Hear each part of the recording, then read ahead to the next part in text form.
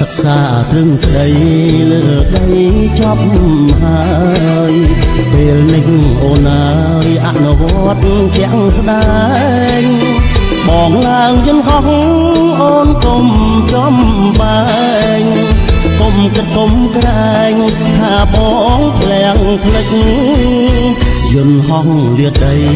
បងស្រីស្នួនចាប់ផ្ដើមត្រៀមខ្លួននឹកក្បួនជានិច្ចឆាត់ដំឡោះភ្លៀមជីវិត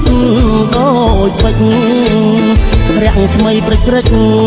លើផ្ទៃវេហាយល់បកផាត់រសាត់ដុំពពកនងចិត្តនឹកណកនឹកស្រស់ជីវ៉ាទឹកភាពលើដីទឹកព្រៃព្រឹកសាបងអើយឃើញទេពកាវៃចំលើនេះក៏ដល់មេឃក៏គៀវใจគឺជារូបអូនហើយណាពិសីសំឡឹងមកដីបងដៃហើបងហៅអូនឲ្យនៅជាមួយខ្ញុំចំណោជួយឲ្យអូនហោះហើរ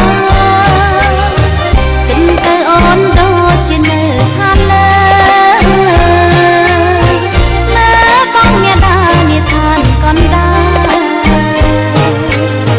ចង់នៅលេងតែមេឃខ្វះស្នាអូនមិននៅទេមិនធំគ្មាននេះស៊ូនៅក្នុងធំគិនចិនប្រថ្លៃស្ដាំសំឡេងស្នាបងអមក្បត់អូនណាជីបាមេត្តាអូនមានឡើងខ្យល់អើយជួយច្រា